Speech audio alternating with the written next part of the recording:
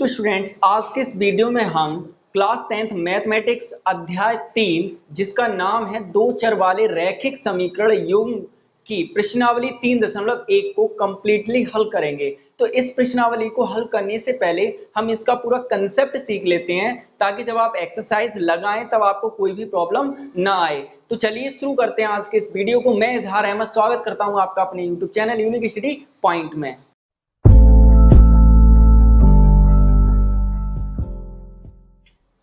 तो देखिए स्टूडेंट, सबसे पहले हम इसके नाम से ही देखते हैं। इसका नाम क्या है? दो चर वाले रैखिक समीकरण युग्म। ठीक है, तो बेसिकली ये चैप्टर आप क्लास 9th में पढ़ चुके हैं, दो चर वाले रैखिक समीकरण। इसमें बस युग्म और बढ़ा दिया है ना। तो हम इसके नाम से ही देखते हैं। आप जानते हैं दो मीन्स क्या होता है? दो मीन्स तो दो ही होता है ना। चर चर क्या होती हैं? चर वे राशियां होती हैं जिनके मान में परिवर्तन होता रहता है। आप अच्छे से पढ़ चुके हैं। जैसे क्या क्या होता है? एक्स, वाई या फिर जेड, है ना। रैखिक रैखिक का मतलब क्या होता है? जिस समीकरण में वेरिएबल यानी चर की घात कितनी हो? एक हो। ठीक है, तो उसे बोलेंगे हम रैखिक समीकरण। समीकरण का मतलब क्या होता है? जो किसी के इक्वल हो यानी कि बराबर हो, यानी समानता के बे पद, बे अक्षर या संख्याएं जो किसी के क्या हो? बराबर हो, समीकरण कहलाते हैं, है ना। आप अच्छे से पढ़ चुके हैं। युग्म युग्म मीन्स होता है क्या? जोड़ा। ठीक है, आई होप आपको इसकी डेफिनेशन समझ में आई होगी। दो मीन्स दो यानी चर, दो चर वाले रैखिक समीकरण युग्म। यानी एक, अगर हम बात करें केवल दो चर वाले रैखिक समीकरण की, तो एक ऐसा समीकरण, एक ऐसा रैखिक समीकरण जिसमें केवल दो चर हो, उसे हम दो चर वाला रैखिक समीकरण कहते हैं। ठीक है, और अगर हम बात करें इसके मानक रूप की, मानक रूप की यानी कि दो चर वाले समीकरण की क्या चीज? मानक रूप यानी कि स्टैंडर्ड फॉर्म की। तो इसका मानक रूप होता है A X plus B Y plus C equal to 0, जहां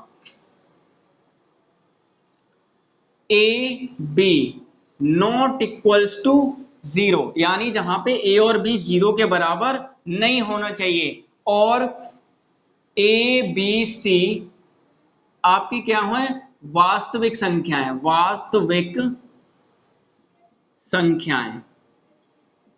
ठीक है, यानी अगर आप बात करें दो चर वाले रैखिक समीकरण की, केवल दो चर वाले रैखिक समीकरण की, तो एक ऐसा समीकरण, एक ऐसा रैखिक समीकरण जिसमें केवल दो चर हों, है ना। इसमें एक्स वाई हो सकता है, वाई जेड हो सकता है, एक्स जेड हो सकता है, दो चर होने चाहिए। ऐसे रैखिक समीकरण को हम दो चर वाला रैखिक समीकरण कहते हैं। अगर हम बात करें दो चर वाले रैखिक समीकरण के मानक रूप की, तो वो होता है ax plus B Y plus C equal to 0, जहां पे a और b नॉट इक्वल 0, यानी कि a और b दोनों 0 के बराबर नहीं होना चाहिए, और a b c जहां पे क्या है? वास्तविक संख्याएं। अब आप यहां पे देखेंगे कि देखिए x और y यहाँ पे कितने चर हैं? ये दोनों हमारे क्या हैं? चर हैं। तो x y क्या है? चर है। कितने चर है? एक और एक, दो चर हैं। ठीक है, तो हम इसे कहेंगे दो चर वाला रैखिक समीकरण। रैखिक का मतलब मैंने क्या बताया? जिसकी घात एक हो, चर की घात एक हो। तो देखिए x की घात कितनी है? यहाँ पे एक ही है, और y की घात कितनी? एक ही है ना। तो ये क्या है? आपका एक दो चर वाले रैखिक समीकरण का एक मानक रूप है। ठीक है, हम इस रूप में इसको लिख सकते हैं। और यहाँ पे A B C, A B C क्या है? हमारे अचर, अचर राशियां हैं। ठीक है, या फिर आप बोल सकते हैं कि वास्तविक संख्याएं हैं। अचर राशियां भी मैं बता चुका हूं कि वे राशियां जिनके मान में कोई भी परिवर्तन नहीं होता है, उन्हें हम अचर राशियां कहते हैं। और जस्ट अपोजिट होता है इसका चर। वे राशियां जिनके मान में परिवर्तन होता रहता है, वो चर राशियां कहलाती हैं। आई होप आपको समझ में आ गया होगा। अगर मैं बात करूं इस पूरे के मानक रूप की, ठीक है, या फिर आप कह सकते हैं कि दो चर वाले रैखिक समीकरण युग्म की, तो युग्म मींस मैंने क्या बताया? जोड़ा। यानी ऐसे ही समीकरण के दो ऐसे ही समीकरण दो होने चाहिए, है ना। यानी इस समीकरण का क्या होना चाहिए, जोड़ा। तो अगर मैं दो चर वाले रैखिक समीकरण युग्म की के मानक रूप की बात करूं तो उसका मानक रूप क्या होगा, तो इसका मानक रूप होगा, मानक रूप, तो इसका मानक रूप होगा A X plus B Y plus C equal to 0, है ना। A X plus B Y plus C equal to 0, है ना। दो चर वाले रैखिक समीकरण का मानक रूप तो यही होता है। अब जोड़ा यानी कि उस जैसे दो समीकरण, जोड़े में कितनी चीजें होती हैं, दो चीजें होती है ना, है ना। तो जोड़े में दो, तो दो रैखिक समीकरण हो जाएंगे, दो चर वाले दो रैखिक समीकरण, इसका मतलब यही है ना। अब यहाँ पे हम देखेंगे एक ही जैसे समीकरण बन रहे हैं, तो इसलिए अब हम क्या करते हैं कि हम कंफ्यूज ना हो तो इसे नाम दे देते हैं। इसे a1 b1 c1 दे दिया, इसे a2 v2 c2 दे दिया, ठीक है। तो इसका मानक रूप क्या होगा, दो चर वाले रैखिक समीकरण युग्म का a1x plus b1y plus c1 equal to 0, a2x plus b2y plus c2 equal to 0। तो ये हो जाएगा क्या, इसका मानक रूप। जहां पे आप देखेंगे कि हमारा a1 और b1 नॉट इक्वल 0, a2 और b2 नॉट इक्वल 0, और यहां पर a1 b1 c1 and a2 b2 और c2 क्या है, ये सब हमारी वास्तविक संख्याएं हैं, वास्तविक संख्याएं, ठीक है। आई होप आपको क्लियर हो रहा होगा। अब एक चीज और मैं आपको बता दूं कि ए बी नॉट इक्वल 0 क्यों होता है, a1 b1 a2 b2 not equal 0 क्यों है, क्यों, वो इसलिए है, अगर मैं a1 को 0 कर दूं तो ये पूरा पद 0 हो जाएगा, ठीक है। यानी 0 का x में मल्टीप्लाई करेंगे तो ये 0 हो जाएगा, तो इसमें केवल एक ही तो चर रह जाएगा, है ना। तो ये दो चर वाला रैखिक समीकरण कहा हुआ, है ना। तो इसलिए a1 b1 a2 b2 not equal होता है यहाँ पे 0 के, ठीक है। तो आई होप आपको समझ में आ गया होगा कि दो चर वाले रैखिक समीकरण युग्म क्या होते हैं। अब देखिए एक बात ये भी आती है, कुछ बच्चे पूछ लेते हैं कि सर ये बताइए मतलब इसका यूज कहाँ होता है, मतलब इसका यूज क्यों करते हैं हम। तो आपके कुछ प्रश्न होते हैं जैसे आयु से संबंधित होते हैं, लाभ हानि के होते हैं, उनको हम हल करने के लिए इन समीकरणों का उपयोग करते हैं। इनकी सहायता से उन प्रॉब्लम्स को हम क्या कर पाते हैं, आसानी से सुलझा पाते हैं। जैसे आपको एक कोई प्रश्न किसी ने दे दिया कि राम की उम्र उसके पापा की उम्र से इतनी इतने साल बाद इतनी गुनी हो जाएगी, है ना। यानी राम है, राम अपने बेटे से 4 साल बड़ा है, 7 साल बाद वह अपने बेटे से इतना बड़ा हो जाएगा, है ना। तो इस टाइप की जितनी भी प्रॉब्लम्स होती है, जितने भी क्वेश्चंस होते हैं, वो हम इन्हीं की सहायता से क्या करते हैं, सॉल्व करते हैं। यानी कि दो चर वाले रैखिक समीकरण युग्म की सहायता से हम क्या करते हैं, उन्हें सॉल्व करते हैं। तो आई होप आपको क्लियर हो गया होगा कि दो चर वाले रैखिक समीकरण युग्म क्या होते हैं, इनका यूज क्या होता है, इनका मानक रूप क्या होता है। सबसे पहले आइए हम देखते हैं प्रश्नावली 3.1 का प्रश्न नंबर 1। तो देखिए स्टूडेंट्स, प्रश्न नंबर 1 में हमें दे रखा है, आफताब अपनी पुत्री से कहता है कि 7 वर्ष पूर्व में तुमसे 7 गुनी आयु का था, अब से 3 वर्ष बाद में तुमसे केवल 3 गुनी आयु का रह जाऊंगा। इस स्थिति को बीजगणितीय व ग्राफीय रूपों में व्यक्त कीजिए, ठीक है। तो इस प्रश्न को हम कैसे सॉल्व करेंगे, तो इस प्रश्न को हम दो चर वाले रैखिक समीकरण युग्म की सहायता से सॉल्व करेंगे। तो देखिए स्टूडेंट्स, सॉल्यूशन में सबसे पहले आफताब अपनी पुत्री से क्या कह रहा है कि 7 वर्ष पूर्व में तुमसे 7 गुनी आयु का था, है ना, और अब से 3 वर्ष बाद में केवल तुमसे 3 गुनी आयु का रह जाऊंगा। तो इस स्थिति को मुझे क्या करना है, बीजगणितीय और ग्राफीय रूप में व्यक्त करना है। तो मैं कैसे करूंगा, अब सबसे पहले, अब मुझे तो पता नहीं है कि भाई आफताब की उम्र क्या है और उसकी पुत्री की उम्र क्या है। तो वही मैथमेटिक्स में क्या होता है, सिंपल फंडा होता है, जो चीज नहीं होती उसे हम क्या कर लेते हैं, मान लेते हैं, कल्पना कर लेते हैं उसकी, है ना। तो सबसे पहले हम क्या पे करेंगे, इन दोनों की आयु मान लेंगे। तो माना आफताब की उम्र, आफताब की आयु बराबर कितनी है, x वर्ष, ठीक है, और उसकी पुत्री की आयु कितनी, 22 वर्ष। अब मुझे पता तो था नहीं उनकी आयु कितनी, तो मैंने मान लिया भाई आफताब की आयु x वर्ष है, पुत्री की आयु 22 वर्ष है, ठीक है।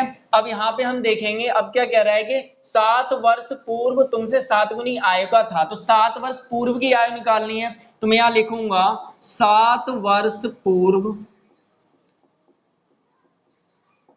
आफताब की आयु,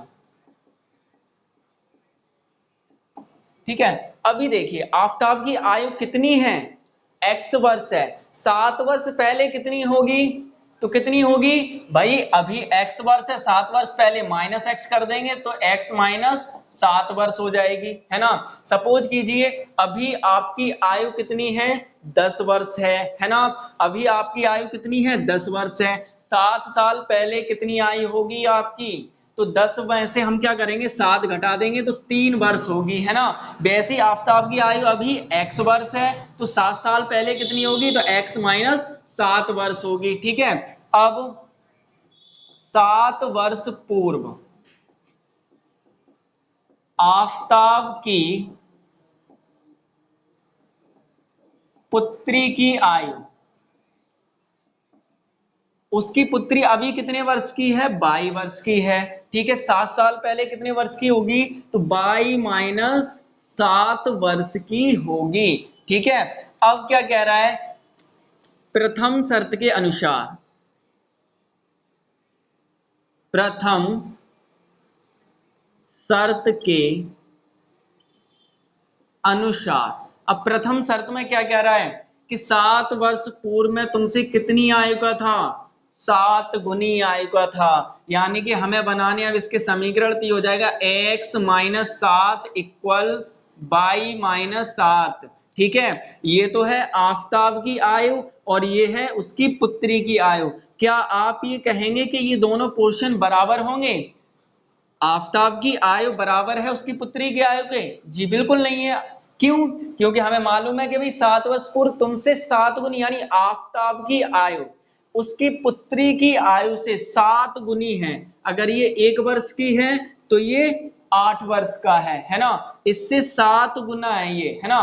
तो इसे इक्वल करने के लिए हमें समीकरण बनाना है, तो यानी इक्वल करना है, तो इक्वल करने के लिए हम क्या करेंगे, इसकी पुत्री की आयु को भी 7 गुना करेंगे और इसकी पुत्री की आयु को 7 गुना करने के लिए 7 से हम क्या करेंगे, गुणा करेंगे। अब ये दोनों पार्ट क्या हो गए, दोनों पोर्शन बराबर हो गए। अब ये आफताब की आयु पुत्री की आयु को भी हमने 7 गुना कर दिया, तो भाई ये दोनों पोर्शन क्या हो गए, बराबर हो गए। अब हम इसे हल कर लेंगे, तो ये हो जाएगा x माइनस 7 बराबर 7 का बाई में करेंगे तो 7 बाई हो जाएगा, प्लस माइनस माइनस सत्तू सत्तू 49, इसको इधर ले आएंगे तो ये हो जाएगा x, 7 वाई इधर आएगा तो माइनस का 7 वाई हो जाएगा, ये माइनस का 7, ये इधर आके प्लस का 49 हो जाएगा, बराबर क्या बचेगा 0, x माइनस 7 बाई, अब देखिए माइनस 7 है प्लस 49 है, तो 49 ज्यादा होता है तो प्लस के ज्यादा है, प्लस का बचेगा 49 में से 7 घटा देने को कितना बचेगा 42 बराबर 0। इक्वेशन नंबर हमारी 1 बन गई, ठीक है। अब देखिए अब आगे क्या कह रहा है कि अब से 3 वर्ष बाद मैं तुमसे केवल 3 गुनी आयु पर रह जाऊंगा, ठीक है। तो 3 वर्ष बाद की आयु निकालते हैं, तो यहां पे हम लिखेंगे 3 वर्ष बाद आफताब की आयु,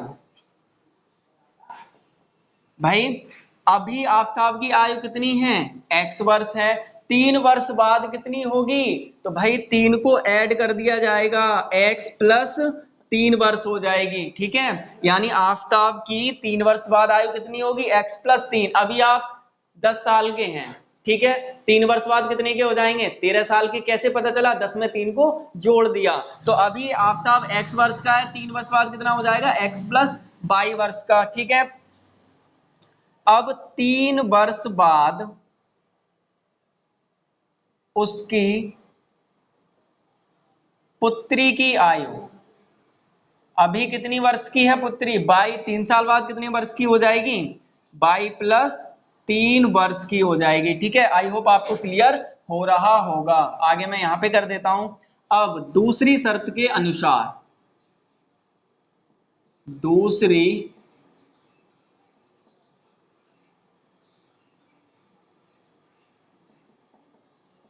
शर्त के अनुसार, तो दूसरी शर्त में क्या कह रहे हैं कि अब से 3 वर्ष बाद मैं तुमसे 3 गुनी आयु का हो जाऊंगा। कितनी गुनी आयु का रह जाएगा? 3 गुनी आयु का। तो यानी x+3 इक्वल y+3। ठीक है, अब हमें भाई इक्वेशन बनानी थी, तो दोनों पोर्शन हमने इक्वल रख दिए, हमें समीकरण बनाना है। ठीक है, अब हम देखेंगे क्या ये इसके बराबर है। जी बिल्कुल नहीं बराबर है, क्योंकि हमें पता है कि भाई आफताब की उम्र उसकी पुत्री की उम्र से कितनी गुनी हो जाएगी? 3 गुनी हो जाएगी 3 वर्ष बाद। तो हम इसको इक्वल करने के लिए 3 से क्या करेंगे? गुणा करेंगे। उसकी पुत्री की आय को 3 गुना कर देंगे, तो अब ये पोर्शन क्या हो गए? दोनों बराबर हो गए। तो अब हम क्या करेंगे? इसे सरल करेंगे, तो x+3 बराबर 3 का y में करेंगे तो 3y प्लस 3 का 3 में करेंगे तो 3 त्रिका 9। ये हो जाएगा x, ये यहाँ पे 3 है, 3y को इधर लेके आएंगे तो माइनस का 3y हो जाएगा, इधर प्लस का है, ये हो जाएगा +3, 9 इधर आएगा तो माइनस का 9 इक्वल क्या बचेगा? 0। तो ये हो जाएगा x-3y। अब देखिए माइनस का ज्यादा है तो माइनस का बचेगा, 9 में से 3 घटा देंगे तो कितना बचेगा? 6 बराबर कितना? 0। इक्वेशन नंबर हो गई हमारी कितनी? सेकंड। ठीक है, तो ये तो हो गया इन दोनों का क्या? बीज गणितीय रूप। ठीक है, अब हम क्या करेंगे? इसका ग्राफीय रूप में भी हम इसको क्या करेंगे? अब व्यक्त करेंगे। इतना आई होप आपको क्लियर हो गया होगा। अगर आपको कहीं कोई प्रॉब्लम है तो कमेंट करके बताइए, मैं और भी अलग तरीके से आपको फिर बताऊंगा। आप चाहें तो इसका स्क्रीनशॉट ले सकते हैं और आप हमारे टेलीग्राम चैनल को भी ज्वाइन कर सकते हैं, उसका लिंक आपको इस वीडियो के डिस्क्रिप्शन में मिल जाएगा। और आप चाहें तो सर्च कर सकते हैं ऑफिशियल यूनिक स्टडी पॉइंट, तो सर्च में भी आ जाएगा। आप वहां से ज्वाइन करने के बाद में आप वहां पे नोट्स डाउनलोड कर सकते हैं, पीडीएफ नोट्स, और वहां पे मैं एमसीक्यू क्वेश्चंस भी डालता रहता हूं, तो आप वहां से एमसीक्यू क्वेश्चन को अटेंड करके अपनी नॉलेज को और भी गेन कर सकते हैं। तो आइए अब हम इसका ग्राफीय रूप देखते हैं। तो देखिए स्टूडेंट्स, यहाँ पे मैंने दोनों समीकरण जो आए थे, पहला था x-7y प्लस 42 इक्वल 0, सेकेंड था x-3y माइनस 6 इक्वल टू 0। ये मेरे बीजगणितीय दो समीकरण आए थे। अब इसी की सहायता से हम क्या करेंगे? इसको ग्राफीय रूप पर प्रदर्शित करेंगे, यानी ग्राफ पे दर्शाएंगे। ठीक है, ग्राफ आपको बनाना आता ही होगा। ये हमारा क्या होता है? एक्स अक्ष होता है। ठीक है, ये हमारा x होता है, ये मध्य बिंदु होता है 0 और ये होता है हमारा x डैश। ठीक है, ये y होता है और ये y डैश होता है। ठीक है, तो अब हम क्या करेंगे? इन समीकरणों से किसी एक की वैल्यू रख देंगे और दूसरे की वैल्यू निकल के आएगी, तो x और y की कुछ वैल्यूज निकालेंगे। कम से कम दो वैल्यूज हमें निकालनी है, उसके बाद हम इसको ग्राफ पे दर्शाएंगे। ठीक है, तो देखिए समीकरण 1 से, समीकरण 1 में अगर मैं y की वैल्यू कितनी रख दूं? 5 रख दूं। ठीक है, समीकरण 1 में y की वैल्यू में 5 रख दूं तो कितना हो जाएगा? ये x-7 मल्टीप्लाई बाई y की वैल्यू 5 प्लस 42 बराबर 0। तो ये हो जाएगा x-7 पंजे 35 प्लस 42 बराबर कितना? 0। तो ये हो जाएगा x, प्लस का ज्यादा है तो प्लस का बचेगा, 42 में से 35 घटाएंगे तो कितना बचेगा? 7 बचेगा बराबर 0। तो x बराबर कितना आ जाएगा? -7 आ जाएगा। ठीक है, y बराबर मैंने 5 रखा तो x बराबर 7 आ गया। अब मैं y बराबर 6 रखूंगा। y बराबर 6 रखने पर, यहां लिख सकते हैं आप रखने पर, अब देखिए हो जाएगा x-7y प्लस y की जगह मैं कितना रख दूं? 6 रख दूंगा, तो गुणा 6 हो जाएगा, 42 बराबर 0। तो ये हो जाएगा -7 42 प्लस 42 बराबर 0। तो x बराबर 42 में 42 गए तो क्या बचेगा? +0 इक्वल टू 0। तो x बराबर कितना आ जाएगा आपका? 0।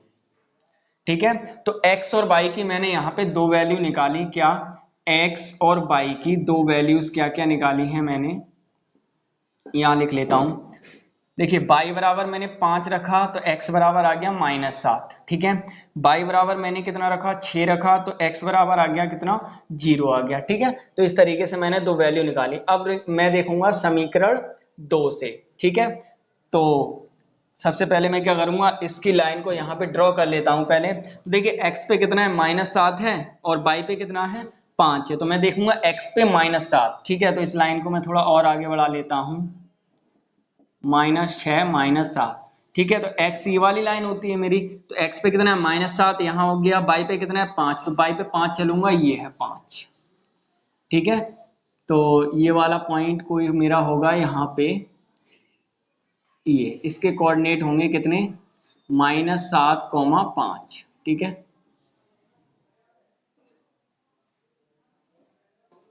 ठीक, ये पॉइंट हो गया।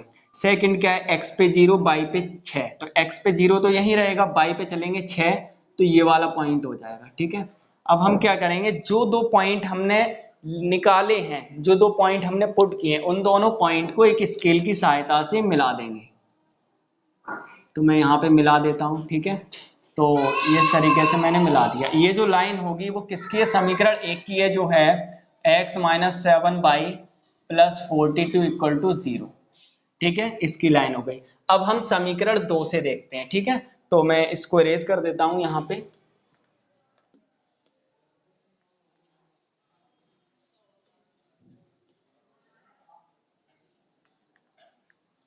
और एक बात और, कि मैंने बाई की वैल्यू अपने पास से रखी है, 5 6 7 रखी है, 5 6 रखी है। आप 7 8 रख सकते हैं, 1 2 3 रख सकते हैं, अपने अकॉर्डिंग कुछ भी रख सकते हैं। माइनस की भी वैल्यू रख सकते हैं। जैसे मैं सपोज करो, मैं यहाँ पे बाई की वैल्यू रख देता हूँ 0, बाई इक्वल 0, समीकरण 2 में। अब इस वाले में रख रहा हूं मैं, ठीक है। बाई की वैल्यू कितनी रख दी मैंने, 0। तो ये कितना हो जाएगा, x - 3 मल्टीप्लाई बाई की वैल्यू 0 -6 बराबर 0।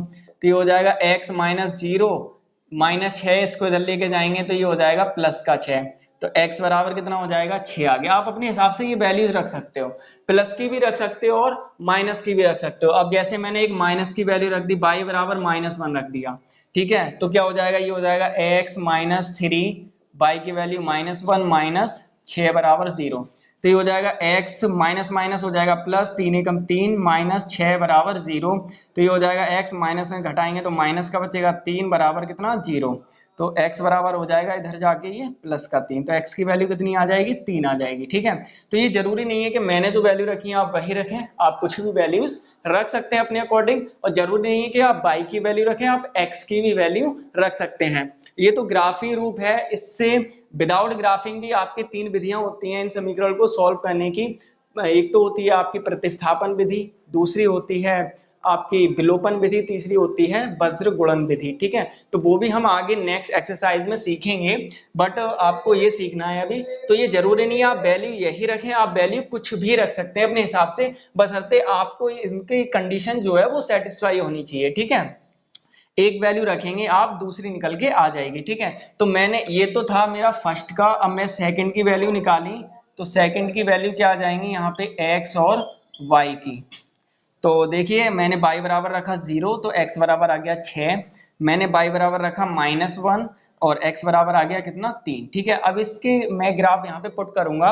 तो देखिए x पे कितना है, 6, y पे 0। तो x पे 6 ये है मेरा, और y पे 0 यानी ये पॉइंट हो गया। इसके कोऑर्डिनेट होंगे 6, 0, ठीक है। अब ऐसी सेकंड पॉइंट मैंने x पे 3, y पे -1। तो x पे 3, y पे -1, ये वाला पॉइंट हो गया। इसके कोऑर्डिनेट 3, -1 हो जाएंगे, ठीक है। तो ऐसे ही इस पॉइंट के भी कोऑर्डिनेट आप लिख सकते हैं 0, 6, ठीक है। तो इस तरीके से हो गए। अब देखिए मैं क्या करूंगा, मेरे जो दो पॉइंट निकले आए हैं उन पॉइंट को मैं क्या करूंगा, मिला दूंगा, ठीक है। तो इस तरीके से मैंने इन पॉइंट को मिला दिया, ठीक। तो ये जो ग्राफ बना ये हो जाएगा आपका किसका, सेकेंड इक्वेशन का, x - 3y - 6 बराबर 0, ठीक है। तो इस तरीके से मैंने क्या किया, इसको ग्राफीय रूप से भी दर्शा दिया, ठीक है। तो इस तरीके से आपका प्रश्न नंबर 1 क्या हो गया, कंप्लीट हो गया। आई होप आपको समझ में आ गया होगा। अगर आपको कहीं भी कोई प्रॉब्लम आती है तो आप कमेंट करके मुझसे पूछ सकते हैं, मैं आपके कमेंट को जरूर रीड करूंगा और उसका रिप्लाई भी जरूर दूंगा, ठीक है। तो आइए अब हम बात करते हैं अपने प्रश्न नंबर 2 की। तो देखिए स्टूडेंट्स, प्रश्न नंबर 2 में हमें क्या दे रखा है कि क्रिकेट टीम के एक कोच ने रुपए 3900 में 3 बल्ले तथा 6 गेंदें खरीदी। ठीक है, बाद में उसने एक बल्ला तथा उसी प्रकार की 3 गेंदें और 1300 रुपए में खरीदी। इस स्थिति को बीजगणितीय व ज्यामितीय रूपों में व्यक्त कीजिए। तो इस प्रश्न को कैसे सॉल्व करेंगे, तो देखिए सॉल्यूशन। तो आपको तो पहली चीज ये पता ही है भाई, गणित में चीजें मानी जाती हैं, है ना। तो हमें नहीं मालूम कि गेंद कितने रुपए की खरीदी या बल्ला कितने रुपए का खरीदा, हमें तो टोटल अमाउंट पता है कि इतने इतने इतने रुपए में खरीदे। तो भाई मैथ में क्या होता है भाई, मानना पड़ता है हर बार, तो इस बार भी मान लेते हैं, है ना। तो सबसे पहले माना एक बल्ले का मूल्य, ठीक, एक बल्ले का मूल्य हमने मान लिया कितना है, x रुपए है, ठीक है, तथा एक गेंद का मूल्य, एक गेंद का मूल्य कितना है, 22 रुपए है, ये हमने मान लिया, ठीक है। अब प्रथम शर्त के अनुसार, प्रथम शर्त के अनुसार, प्रथम शर्त हमारी क्या कह रही है कि एक क्रिकेट टीम के कोच ने 3900 रुपए में 3 बल्ले तथा 6 गेंदें खरीदी, है ना। 3 बल्ले प्लस 6 गेंदें बराबर कितने रुपए उसने पे किए, 3900 रुपए। अब एक बात बताइए, सपोज कीजिए अगर एक गेंद की कीमत 10 रुपए है तो 3 गेंदें कितने रुपए की हुई, तो आप तुरंत बता देंगे सर 30 रुपए की हुई। लेकिन आपको पता कैसे चला, आपने 10 का 3 में क्या किया, गुणा किया, है ना। वैसे ही अगर एक बल्ले की कीमत x रुपए है, ठीक है, और बल्ले कितने खरीदे हैं, 3 खरीदे हैं, तो 3 बल्लों की कीमत कितनी हो जाएगी, 3x हो जाएगी, ठीक है। तो 3 बल्लों की कीमत कितनी हो गई, 3x, ठीक है, प्लस और क्या खरीदा 3900 रुपए में, 6 गेंदें खरीदे, है ना। एक गेंद की कीमत 22 रुपए है, तो 6 गेंदों गेंदों की कीमत कितनी हो गई, 6 22 हो गई, ठीक है। और उसने टोटल अमाउंट कितना पे किया, कितने रुपए दिए, 3900 रुपए दिए, ठीक है। यानी 3 गेंदें, 3 बल्ले और 6 गेंदें, दोनों का अगर जोड़ दिया जाए तो मूल्य कितना हुआ, 3900 रुपए, ठीक है। अब आपको एक चीज और यहाँ पे दिखाई दे रही है इस समीकरण में, यहाँ पर 3 सब जगह कॉमन है, तो मैं क्या करूंगा, 3 कॉमन ले लेता हूं, तो यहाँ x बचेगा, 3 दूनी 6 y बचेगा, बराबर यहाँ के कितना बचेगा तुम्हारा 3900, तो ये हो जाएगा तुम्हारा यहाँ से 3900, ठीक है। अब ये 3 इधर गुणा में है, इसको मैं इधर ले जाऊंगा, तो ये x प्लस 2y बराबर 3900 बट्टे कितना हो जाएगा, 3, 3 से ही कट जाएगा, 3 का 3, 3 त्रिका 9, कितना बचेगा 1300। तो x प्लस 2y बराबर 1300, इक्वेशन नंबर 1 बन गई आपकी, ठीक है। अब देखते हैं दूसरी शर्त के अनुसार, दूसरी शर्त के अनुसार, तो दूसरी शर्त क्या कह रही है हमारे यहाँ पे कि उसने एक बल्ला, ठीक, और उसी प्रकार की 3 गेंदें 1300 रुपए में खरीदी। बल्ला कितना खरीदा, एक, है ना, और एक बल्ले की कीमत कितनी है, x रुपए, तो यानी कि x, ठीक, प्लस कितनी गेंदें और खरीदी, 3 गेंदें, एक गेंद की कीमत 22 रुपए, तो 3 गेंद की कीमत कितनी, 3 22, टोटल अमाउंट कितना पे किया उसने, 1300 रुपए पे किया, तो इक्वल 1300। इक्वेशन नंबर कितनी हो गई आपके, ये सेकंड, ठीक है।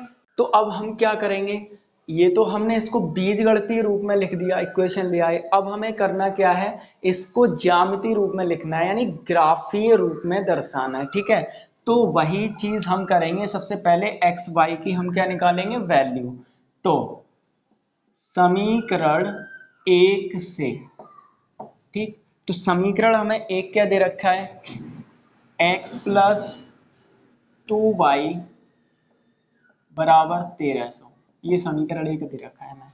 तो हमने क्या कहा, चाहे x की वैल्यू रख दो तो y की आ जाएगी, y की रख दो तो x की आ जाएगी। तो y बराबर मैं रख देता हूं यहाँ पे 400 रखने पर, ठीक। तो मैं y बराबर 400 रखता हूं यहाँ पे 400, तो ये हो जाएगा x प्लस 2 मल्टीप्लाई बाई कितना 400 बराबर कितना 1300। तो ये हो जाएगा x प्लस 4 दूनी 800 बराबर कितना 1300। तो ये x बराबर हो जाएगा 1300, 800 इधर लेके जाएंगे तो माइनस का 800 हो जाएगा। दिस इम्प्लाइज 1300 में से 800 घटा दो तो कितना बचेगा 500, यानी कि x की वैल्यू आ जाएगी कितनी 500, ठीक। अब मैं क्या करूंगा, y बराबर 500 रख देता हूं, y बराबर 500 रखने पर, ठीक।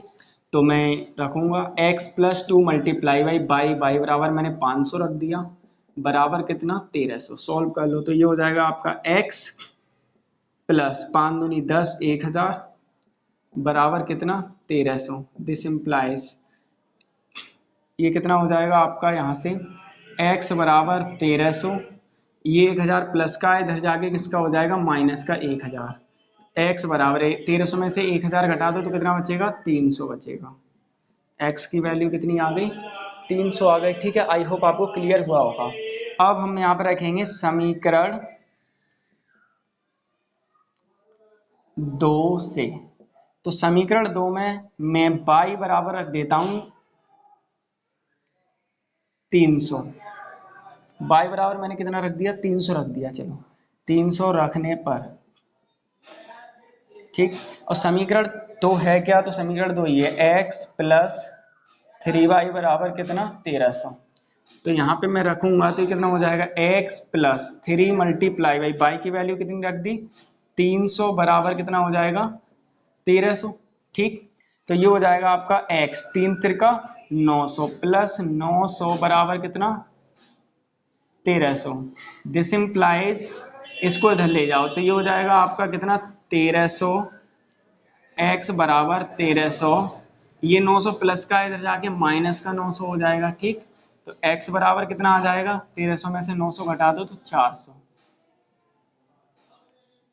y की वैल्यू मैंने रखी 300, दूसरे समीकरण में x की वैल्यू आ गई 400, ठीक है।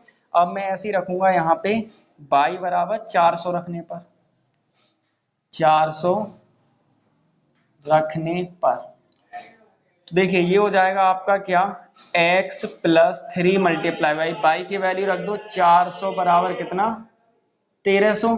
तो ये हो जाएगा आपका यहाँ से x प्लस 3 चौक 1200 बराबर कितना 1300, ठीक है। इसको मैं थोड़ा यहाँ पे ले आता हूँ तो ये हो जाएगा आपका कितना x बराबर कितना 1300, ये 1200 इधर लेके जाऊंगा मैं तो माइनस का हो जाएगा 1200, ठीक।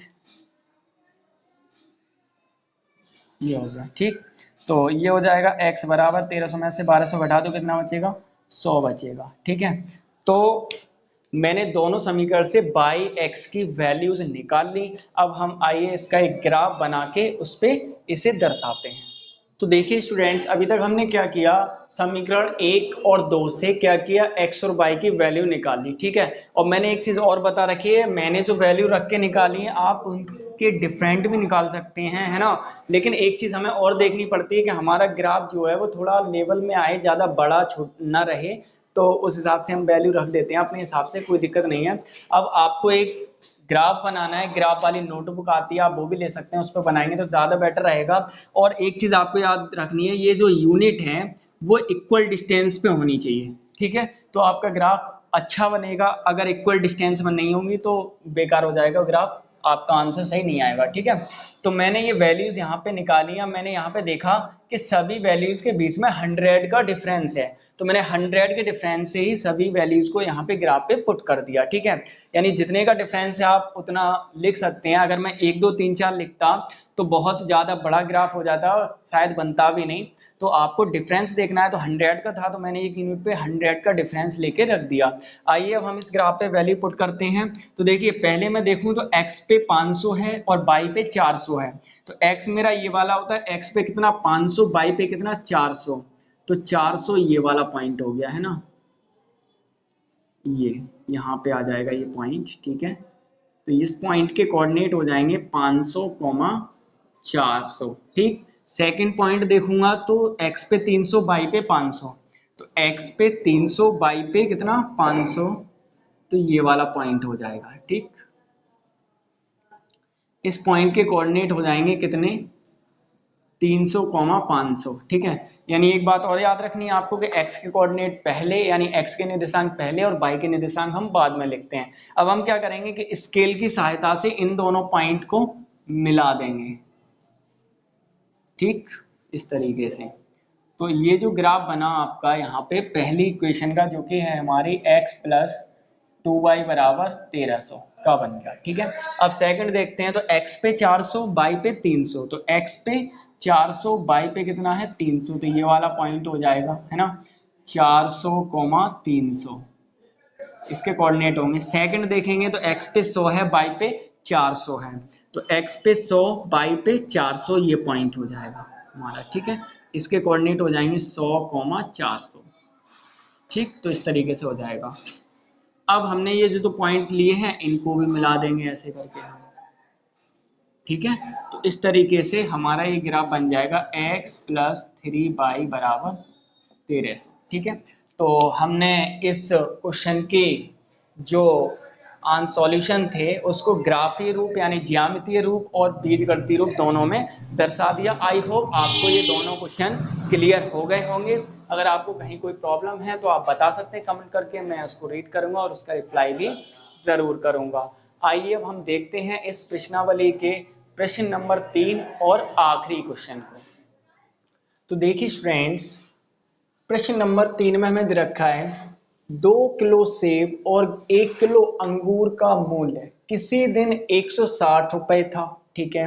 एक महीने बाद 4 किलो सेब और 2 किलो अंगूर का मूल्य 300 रुपए हो जाता है। इस स्थिति को बीजगणितीय या ज्यामितीय रूपों में व्यक्त कीजिए। तो इसे कैसे सॉल्व करेंगे, तो सेम दो चर वाले रैखिक समीकरण युग्म की सहायता से ही सॉल्व करेंगे।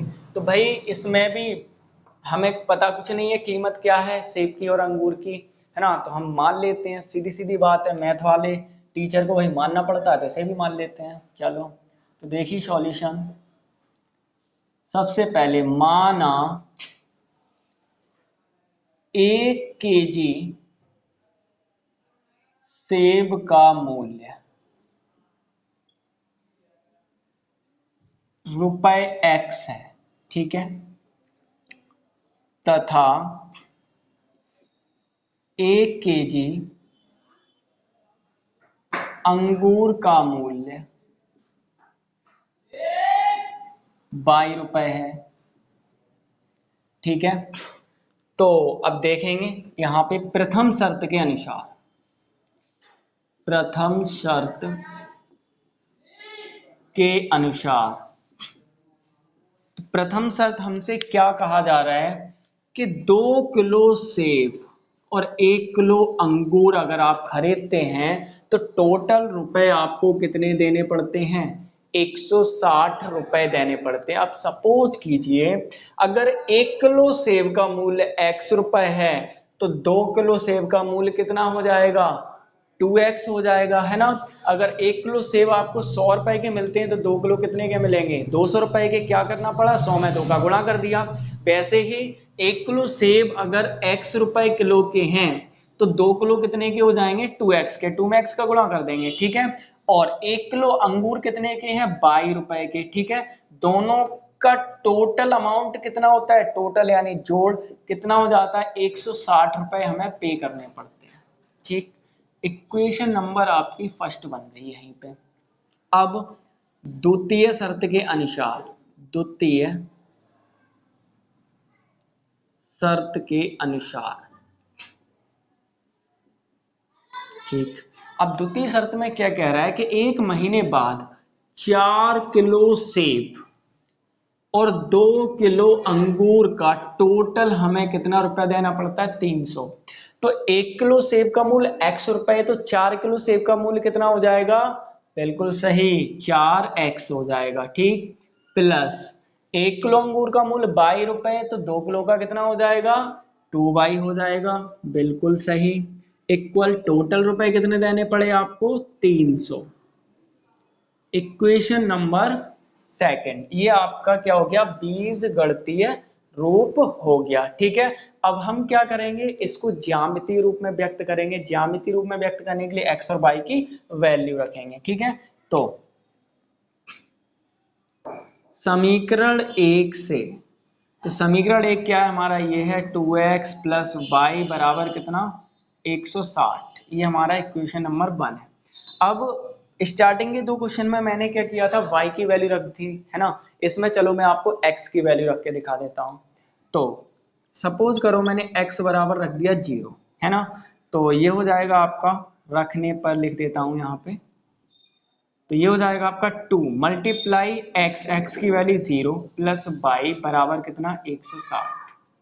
तो ये हो जाएगा, 0 से गुणा करेंगे तो 0 ही हो जाएगा, प्लस वाई बराबर कितना? 160। यानी 0 का मतलब कुछ नहीं, तो y की वैल्यू आ गई कितनी? 160 आ गई। ठीक है, अब मैं रख देता हूँ x बराबर कितना? 50 रख देता हूँ। ठीक है, तो ये हो जाएगा आपका 50 रखने पर, तो ये हो जाएगा आपका 2 मल्टीप्लाई एक्स की वैल्यू रख दूंगा यहाँ पे कितना? 50 प्लस वाई बराबर 160। तो ये हो जाएगा 50 दूनी 100 प्लस वाई बराबर कितना? 160। तो ये हो जाएगा वाई बराबर 160, ये 100 इधर लेके जाएंगे तो माइनस का 100 हो जाएगा, तो इक्वल टू कितना बचेगा? वाई बराबर 60 रुपए, है ना। ठीक, तो ये वैल्यूज मैंने कुछ रखी और कुछ यहाँ पे निकल के आ गई। ठीक, दो दो वैल्यूज कम से कम आपको निकालनी है। आप अधिक भी निकाल लेते हैं, 3 निकाल लो, 4 निकाल लो, कोई फर्क नहीं पड़ता, लेकिन कम से कम 2 तो आपको निकालनी है। अब हम रखेंगे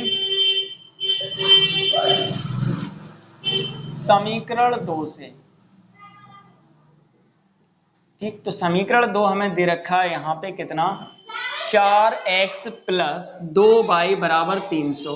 ठीक है, देखो अब यहाँ पे एक चीज और मुझे दिखाई दे रही है, मैं इसको थोड़ा और इम्प्रूव कर लेता हूँ, सॉल्व कर लेता हूँ, है ना। ये मुझे दे रखा है 4x प्लस 2y बराबर कितना? 300।